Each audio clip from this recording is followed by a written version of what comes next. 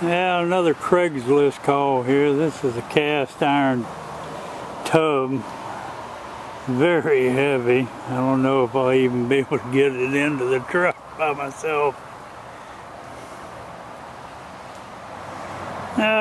No way in hell. This thing must weigh 400 pounds. It was all I could do just to get it up on its edge. It is solid cast iron. Good half-inch thick. This thing is a tank. I want this. Gotta go get some help. Well, took a little bit. We got her in the back of the truck.